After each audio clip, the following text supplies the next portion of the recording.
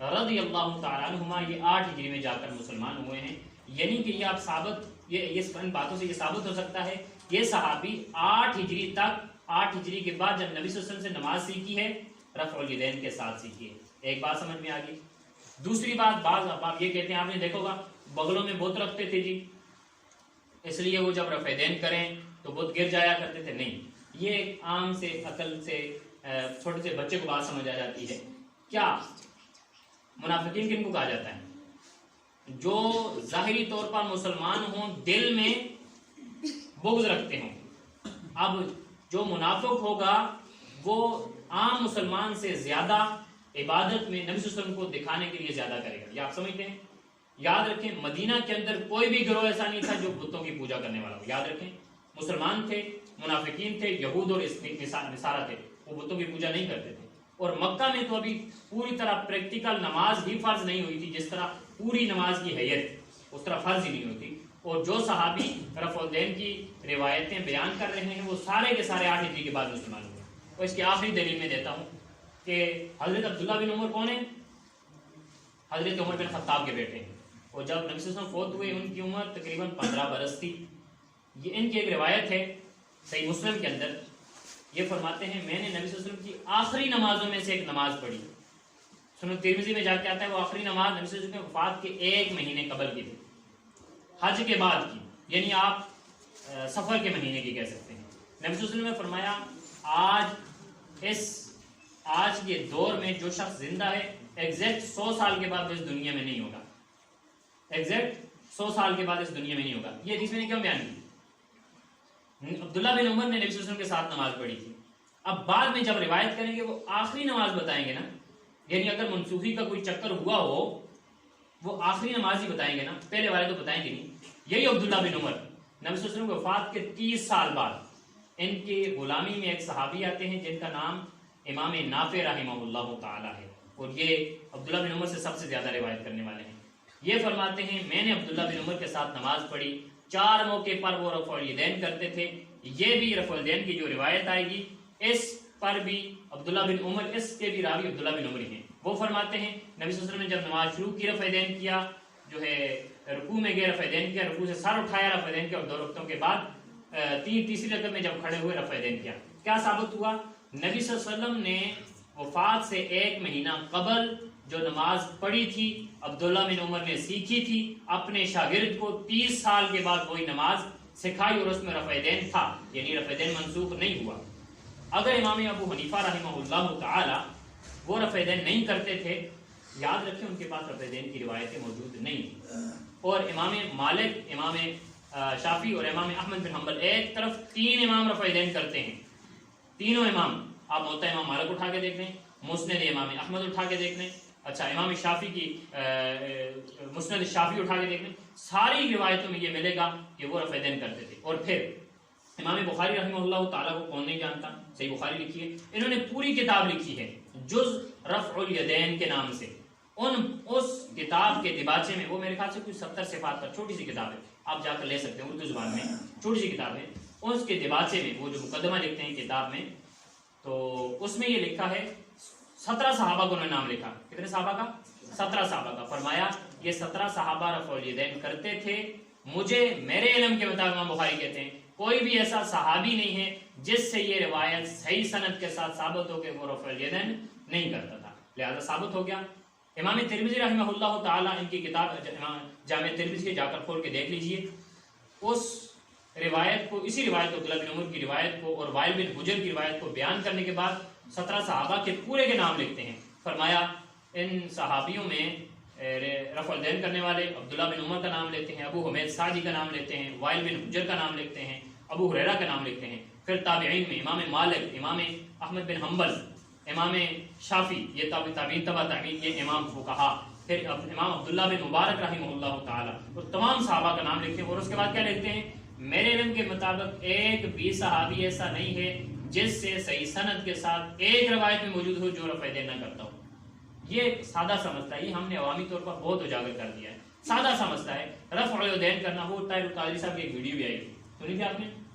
وہ کیا کہتے تھے امام بخاری رفع الیدین کرتے تھے امام مسلم رفع دین کرتے تھے، کیا وہ جنت میں نہیں جائیں گے؟ معلوم ہوا ان کو پتہ ہے رفع دین کرتے تھے، پھر کیوں نہیں مان رہے؟ وہ یہ کہتے ہیں ہم پر امام ابو حنیفہ کی تقلید واجب ہے، اس لیے ہم تقلید کرتے ہیں۔ میں نے ایک بات پہلے کہی تھی تقلید کے مسئلے میں کہ امام ابو حنیفہ رحمہ اللہ تعالیٰ کا خود قول ہے، جب میری بات نبی صلی اللہ علیہ وسلم کی بات سے ٹکرائے میری بات کو چھوڑ دو، اس بات کو لے لو۔ حقیقی طور پر وہ تقلید نہیں کر رہے، اس قول کو امام صاحب کے اس قول کو وہ ریجیکٹ کر رہے ہیں۔ سمجھ آتی ہے؟ آگے رکوع میں جا کر تسبیحات پڑھنی ہے۔ تسبیحات کی بچوں میں سے کوئی ترجمہ سنا دے جی، بچوں میں سے ترجمہ کوئی۔ سبحان ربی العظیم یا سبحانک اللہم ربنا و بحمدک اللہم اغفر لی، یہ جا کر بچوں نے سیکھنا ہے مسجد میں، یا بڑے جو بیٹھے ہوئے میرے بھائی یہ جا کر اپنے بچوں کو ضرور سکھانا ہے۔ یہ ہمارے لیے لمحہ فکریہ ہے، ہمیں نماز کا ترجمہ نہیں آتا، جو قرآن پاک کا ترجمہ تو بہت دور کی بات ہے، نماز کم از کم یہ ہمیں سیکھنا چاہیے۔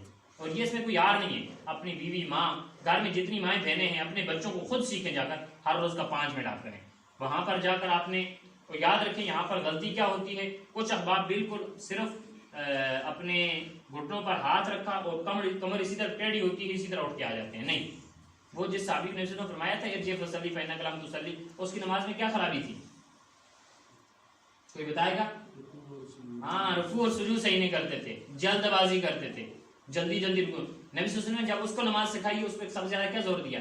فرمایا تو جب کھڑا ہو قیام کر، اس میں یہ نہیں فرمایا سورۃ فاتحہ وہ لمبی تو نہیں پڑھنی، کوئی سورت پڑھنی ہے، فرمایا قرات کر، اس کے بعد رکوع کر، بڑے سکون کے ساتھ رکوع کر تاکہ تیری کمر بالکل سیدھی ہو، جب کھڑا ہو ساری ہڈیاں اپنی جگہ پر واپس آ جائیں، اور پھر سجدے میں جا، سجدے میں اس حالت میں جا کے تیرے 7 ہڈیوں پر تجھے سجدہ کر، پھر بیٹھ، ساری ہڈیاں اپنے اپنے جگہ پر آ جائیں، یعنی کہ نماز کی تیزی کی وجہ سے اس کو واپس کیا تھا۔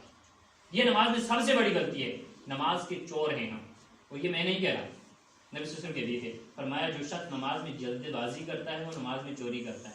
بلکہ ایک حدیث میں نبی صلی اللہ علیہ وسلم فرمایا صحابہ اکرام تم جانتے ہو سب سے بڑا چور کون ہے؟ فرمایا اللہ کے رسول، اللہ اور اس کے رسول بہتر جانتے ہیں۔ فرمایا جو نماز میں چوری کرتا ہے۔ اللہ کے رسول نماز میں کون چوری کرے گا؟ فرمایا رکوع اور سجود میں وہ بڑی جلد بازی کرتا ہے، نماز میں چوری ہے، اللہ کا حق ہی وہ ادا نہیں کر رہا۔ مخلوق کی چوری تو الگ بات ہے، یہ اللہ رب العزت کی چوری ہے، اس لیے نماز سکون کا نام ہے۔ کتنی منٹ لگ جائے گے نماز میں؟ رکوع اس طرح کیا جائے کمر بالکل سیدھی ہو اور گھٹنوں کو پکڑا جائے، صحیح طرح گھٹنوں کو پکڑا جائے، اپنی گردن بالکل سیدھی ہو اور نظریں سجدے اور قدموں کے درمیان ہو، یہ آگے پیچھے ہو جائے کوئی اس کا مسئلہ نہیں ہے، بس کمر سیدھی ہونی چاہیے بالکل۔ اس وقت تک کچھ ایسے ہوتے ہیں ابھی اشارہ رکوع کا کیا نہیں وہ ٹھک سجدے میں چلے جاتے ہیں، اٹھتے ہیں ہی نہیں، یہ سب سے بڑی غلطی ہے۔ یاد رکھیں ایسی نمازیں اللہ رب العزت کو نہیں چاہیے، نماز وہی چاہیے صلو کما رأیتمونی اصلی، جس طرح نبی صلی اللہ علیہ وسلم نے نماز پڑھی ہے۔ اس کے بعد سمیع اللہ لمن حمدہ ربنا ولک الحمد، آگے حمدن کثیرا طیبا مبارکا فیہ، یہ دعا بھی بعض احباب کو آتی نہیں۔ کون سے احباب ہیں جن کو یہ دعا آتی ہے؟ حمدن کثیرا طیبا مبارکا فیہ، ماشاءاللہ یہاں پر کافی سارے ہیں، میں نے ایک جگہ کرایا ایک بندے نے ہاتھ کھڑا کیا، صرف اس بندے کو آتی تھی بس۔ اب یہ ہمارے معاشرہ کا یہ حال ہو چکا ہے۔ اب دیکھیں نبی صلی اللہ علیہ وسلم کی سب سے اہم چیز ہے، ہم وہی نہیں سیکھتے اور ہم مسلمان ہیں، اور یاد رکھیں ہمارے پاس صرف نماز ہی رہ گئی ہے مسلمانوں کے بعد، بس نہ تو ہم وہ جہاد ہے، نہیں ہمارے پاس اب اتنا مال رہ گیا اس مہنگائی میں کہ وہ ہم زکوٰۃ نکالیں، اللہ ماشاء اللہ زکوٰۃ نہیں، اب حج اتنا سستا ہے کہ ہم حج کریں، صرف نماز ہے کلمے کے بعد بس، باقی ارکان اسلام میں سے کچھ لوگوں کے پاس کچھ رہ گیا ہے، باقی غریب لوگوں میں صرف نماز ہے۔ اگر نماز بھی ہم چوری کرنے کے فائدہ، نماز اپنی درست کر لیں۔ اس بارے میں آپ احباب ایک نماز کی کتاب لیں گے، نماز نبوی، کس نے لکھی ہوئی؟ صلاح الدین یوسف صاحب نے، وہ لیں، بڑی اتھینٹک کتاب ہے، اس پر نماز سیکھیں اور گھر والوں کو سکھائیں۔ جب کھڑے ہوں سمیع اللہ لمن حمدہ ربنا لک الحمد حمدا کثیرا طیبا مبارکا فیہ، اس کے بعد سجدے میں جانا ہے، سجدے میں جانے کے لیے پہلے آپ نے ہاتھ رکھنے ہیں، پھر اس کے بعد گھٹنے رکھنے ہیں۔ یاد رکھیں گھٹنے پہلے رکھنا یہ غلطی ہے، علماء عرب شیخ البانی رحمہ اللہ تعالیٰ کا یہ موقف تھا کہ نبی صلی اللہ علیہ وسلم کے حدیث میں، ابو داؤد کی حدیث ہے، آپ یہ یاد کریں ابو داؤد کی حدیث ہے، فرمایا تم اس طرح نماز میں نہ بیٹھو جس طرح اونٹ بیٹھتا ہے۔ اب سوال یہ پیدا ہوتا ہے اونٹ تو پہلے اپنی اگلی ٹانگیں رکھتا ہے، ایسے ہی ہے نا، اگلی ٹانگیں رکھتا ہے، نبی صلی اللہ علیہ وسلم نے خود اس کی تفسیر کی ہے دوسری روایات میں، باقی طرق کا جمع کیا ہے، فرمایا تم اس طرح نہ بیٹھو جس طرح اونٹ بیٹھتا ہے، تم اپنے ہاتھوں کو پہلے رکھا کرو، گھٹنوں کو بعد میں رکھا کرو۔ امام شیخ البانی رحمہ اللہ تعالیٰ لکھتے ہیں، فرماتے ہیں کیونکہ اونٹ کے گھٹنے اگلی ٹانگوں میں ہوتے ہیں، اونٹ کے گھٹنے اگلی ٹانگوں میں ہوتے ہیں، باقی جانوروں کی طرح اونٹ نہیں ہوتا، بلکہ پرانے اشعار سے سلسلۃ الصحیحہ میں انہوں نے یہ ثابت کیا ہے کہ پرانے اشعار میں یہ بات ملتی ہے کہ اونٹ کے جو، جیسے امام قصائی، یہ لغت کی بات ہوگی، امام قصائی وہ یہ ثابت کرتے تھے کہ اونٹ کے گھٹنے اگلی ٹانگوں میں ہوتے ہیں۔ جب نبی صلی اللہ علیہ وسلم نے فرما دیا کہ تم اپنے پہلے ہاتھ رکھنے ہیں پھر ہاتھ ہی رکھنے ہیں، پہلے گھٹنے نہیں رکھنے، یہ غلطی ہے۔ پھر اللہ اکبر کہتے ہوئے جانا ہے۔ سجدہ کتنی ہڈیوں پر ہوتا ہے؟ 7 ہڈیوں پر۔ کچھ لوگ ہوتے ہیں صرف سر لگایا، ماتھا لگایا، یہ نہیں لگاتے۔ کچھ لوگ ہوتے ہیں سجدے میں گئے، ایک ہاتھ کے ساتھ اپنے کپڑے شپڑے درست کیے، کیونکہ اس وقت کوئی دیکھ نہیں رہا ہوتا، سارے سجدے میں ہوتے ہیں۔ کچھ ایسے بھی ہوتے ہیں نا، بچے ہوتے ہیں خاص کر سجدے میں جا کر وہ پھر باقی سجدے میں ہوتے ہیں یا اپنے آزاد روز کرتے ہیں سارے۔ سجدہ 7 ہڈیوں پر ہوگا، اور حیرت کیسے ہوگی یہ آپ دیکھ سکتے ہیں۔ یہ پہلا ماتھا آ گیا، ماتھے کے اندر آپ دیکھ سکتے ہیں ماتھے کے اندر ناک شامل ہے۔ دوسرے 2 ہاتھ 3 ہو گئے، 2 گھٹنے 4 5 ہو گئے، اور 2 پاؤں 6 7 ہو گئے۔ 7 ہڈیوں پر سجدہ ہوگا تو قابل قبول ہوگا، وگرنہ نہیں ہوگا۔ اس کے ساتھ پیچھے والے پاؤں بعض احباب بہت کھول دیتے ہیں، بعض احباب دور دور رکھتے ہیں، نہیں۔ حدیث میں کس طرح ہے؟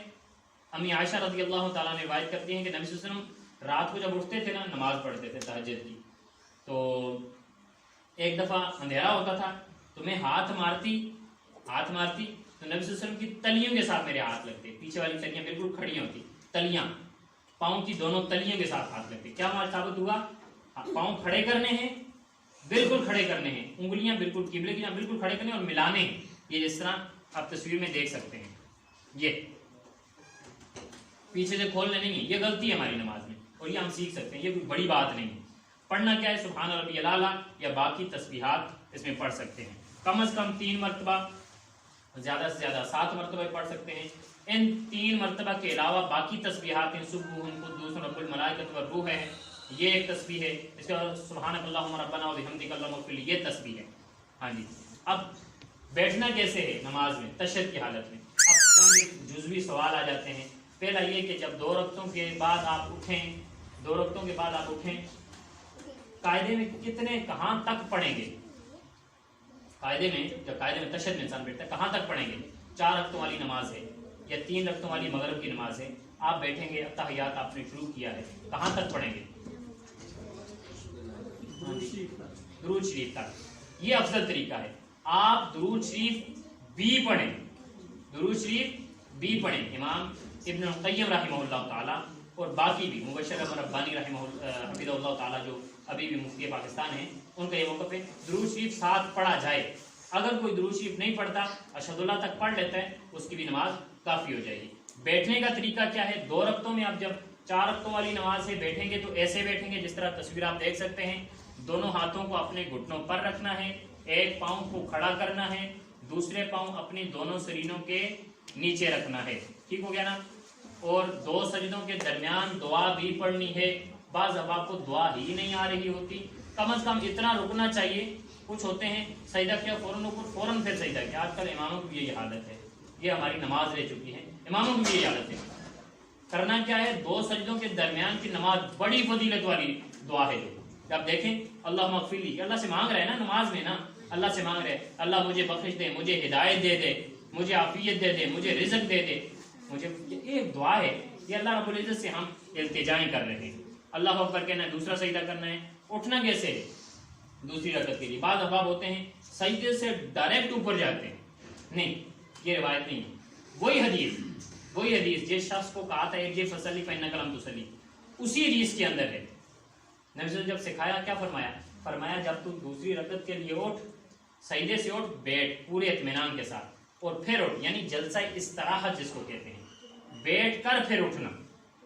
اور نبی صلی اللہ علیہ وسلم کی آخری زندگی کی روایتیں اگر اکٹھی کی جائیں، صحابی یہی روایت کرتے ہیں، وائل بن حجر، ابو حمید الساعدی رضی اللہ تعالیٰ عنہما، یہ بیان کرتے ہیں باقاعدہ نبی صلی اللہ علیہ وسلم دوسری رکعت کے لیے اور چوتھی رکعت کے لیے جب اٹھتے تھے جلسہ استراحت پوری کرتے تھے۔ اور یاد رکھیں یہ نماز کی بریکیں ہوتی ہیں، نماز کی، اگر آپ، جو بندہ خشوع و خضوع کے ساتھ نماز نہیں پڑھتا نا، اس بندے سے کبھی یہ بات توقع نہیں کی جا سکتی وہ جلسہ اعتراض کرے گا۔ جس بندے نے 1 منٹ کے اندر 4 رکعتیں مکمل کرنی ہیں، یا جس طرح کراچی کی ایک مسجد کا ایک حال تھا، وہ 7 منٹ کے اندر 20 رکعتیں تراویح جس نے پڑھنی ہے وہ خاک جلسہ استراحت کرے گا، اس کو کیا جلسہ استراحت کی؟ یہ نماز کی برکتیں، یہ نماز کا حسن ہے. اور یاد رکھیں اس بارے میں کوئی اختلاف کی وجہ نہیں ہو، نہ ہی زیادہ کوئی اختلاف، یہ عوامی اختلاف ہوتا ہے. اور اٹھتے وقت پہلے اپنے ہاتھوں کو لگانا ہے، ہاتھوں کے پنجوں کے ساتھ یا ہاتھوں کے یہ جو چیزیں ہوتی ہیں اس کے ساتھ ٹیگ لگا کر اٹھنا ہے. پہلی رکعت کی طرح باقی رکعات میں بھی گزشتہ اعمال بالترتیب کریں، پھر اللہ اکبر کہیں، سینے پر ہاتھ باندھیں، کھڑے ہو جائیں، اللہ اکبر کہتے ہوئے رفع دین کریں اور پھر رکوع کریں، سبحانہ سمیع اللہ لمن حمدہ کہیں اور رفع دین کریں اور اطمینان سے سیدھے کھڑے ہو جائیں. سجدہ کریں، پہلا سجدہ کرنے کے بعد اطمینان سے بیٹھیں، دعا پڑھیں، پھر دوسرا سجدہ کریں، پھر تشہد کے لیے بیٹھ جائیں. اگر آخری رکعت ہے 3 یا 4 رکعت والی نماز میں دوسری رکعت کے بعد تشہد کی حالت میں اطمینان سے بیٹھیں، پیٹھ سیدھی کریں اور بایاں ہاتھ کو بائیں گھٹنے پر اس طرح رکھیں جیسے اسے پکڑا ہوا ہو، اس طرح پکڑا ہوا ہے، یعنی اس طرح، یعنی پکڑا ہوا. ہاتھیں بہت زیادہ کھلے نہیں ہوئیں گے، درمیانے سے، اور پیچھے سے پاؤں کھڑی کرنے چاہیے. تیسری رکعت کے لیے کھڑے ہوں تو رفع دین کریں، میں نے دلیل پہلے دے دی ہے. آخری تشہد میں بیٹھنے کا طریقہ کیا ہے؟ اپنے پاؤں کو کھڑا کرنا ہے، دائیں پاؤں کو، بائیں پاؤں کو گزارنا ہے اپنی سرینوں کے نیچے سے دائیں پاؤں سے. یہ جس طرح آپ حالت دیکھ سکتے ہیں، یہ آپ دیکھیں، یہ دیکھ سکتے ہیں، اس نے یہ نکالی ہوئی ہے، یہ پاؤں یہ دائیں پاؤں سے باہر نکالا ہوا ہے اور سرین پر بیٹھنا ہے، یہ ثابت ہے. انگلی کا ایک اور اختلافی مسئلہ، انگلی کیسے رکھنی، کون بتائے گا؟ تشہد میں انگلی رکھنے کا طریقہ، ہاں اس طرح نبی صلی اللہ علیہ وسلم نے فرمایا کہ تم نے جب تشہد میں بیٹھو، یہ ایک حکم ہے، تشہد میں بیٹھو اپنی انگوٹھے کو اپنی وسطی انگلی، درمیانی انگلی، وسطی انگلی کے ساتھ ملاؤ اور شہادت کی انگلی کے ساتھ دعا کرو. جو وائل بن حجر کی روایت ہے اس میں بھی یہ ہے کہ نبی صلی اللہ علیہ وسلم نے جب نماز پڑھائی، جب آخری تشہد میں بیٹھے اپنے ابہام کو وسطی انگلی کے ساتھ ملایا اور انگلی کے ساتھ اشارہ کرتے.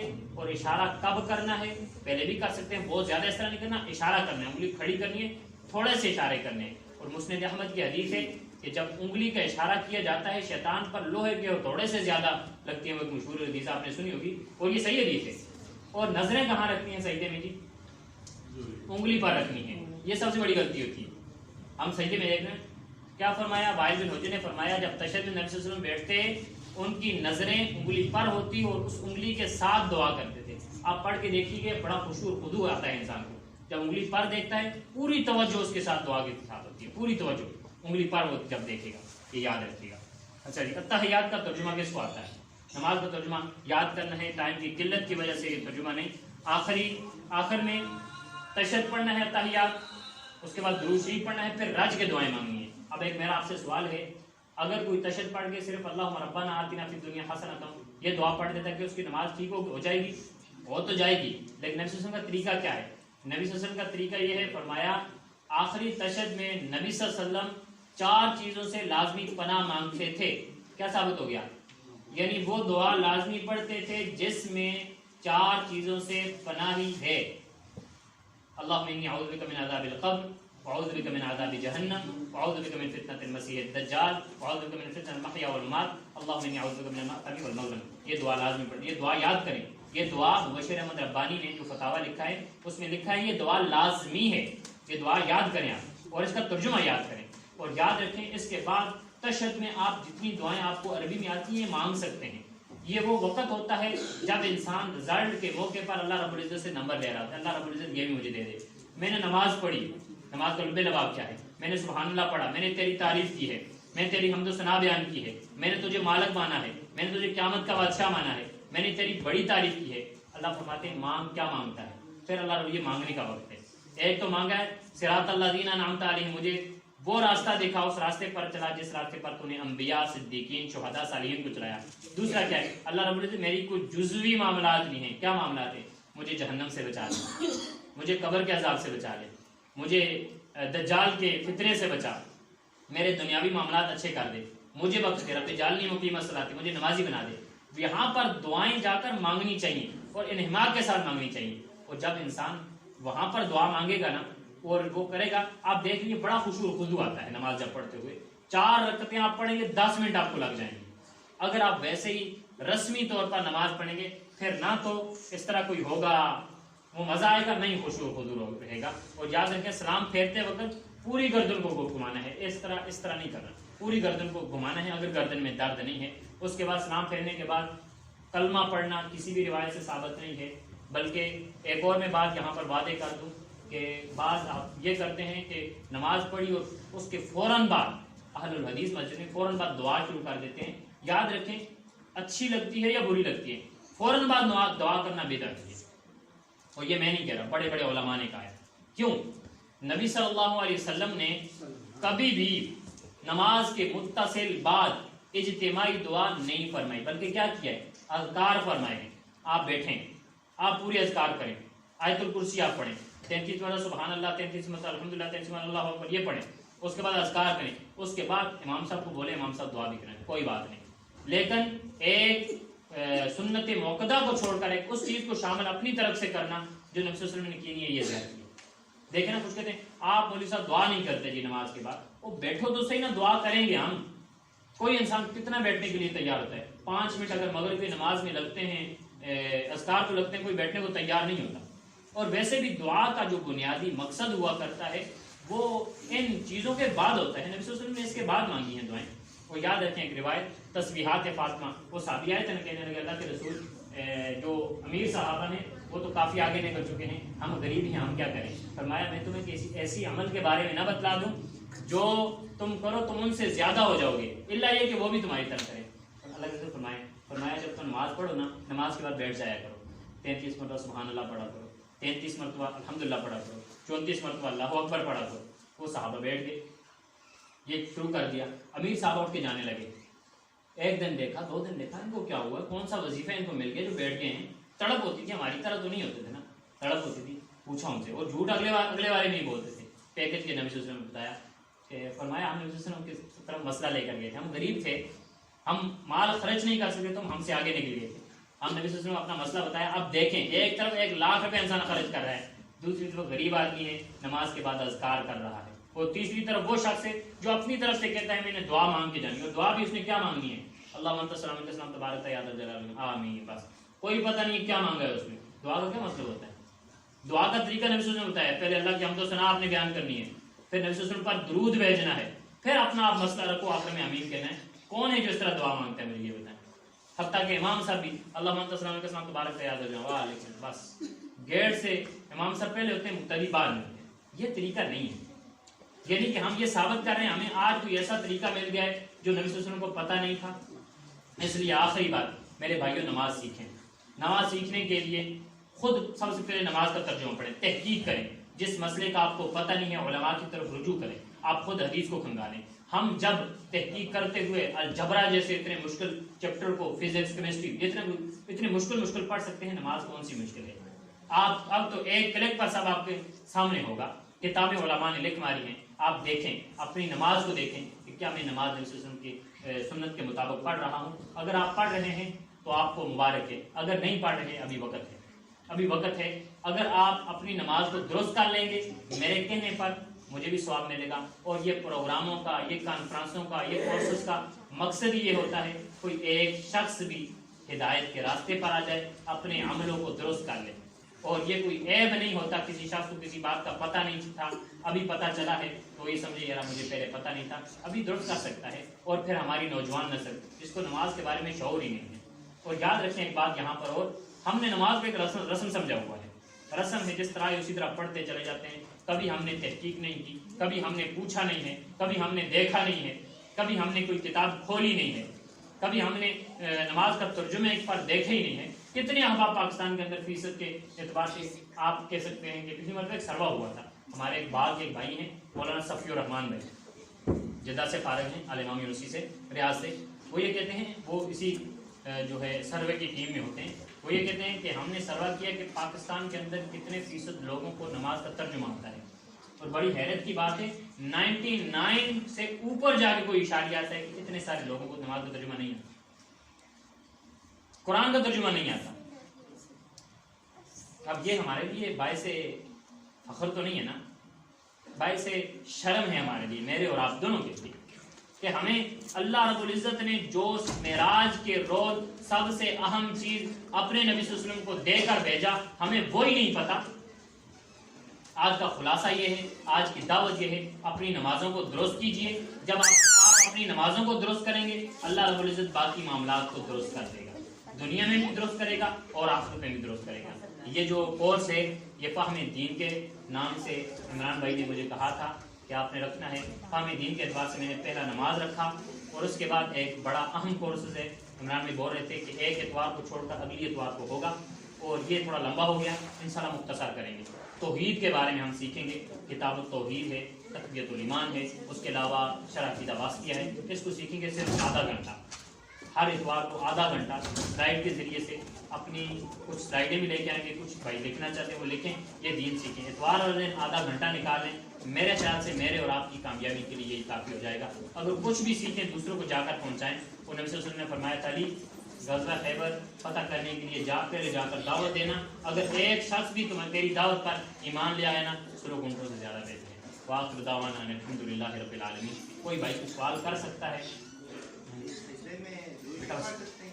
نہیں، سجدے میں درود شریف نہیں پڑھ سکتے، منع کیا نبی صلی اللہ علیہ وسلم، صحیح مسلم کے لیے فرمایا سجدے میں تم نے قرآن مجید کی تلاوت نہیں کرنی، پہلی بات یہ ہے۔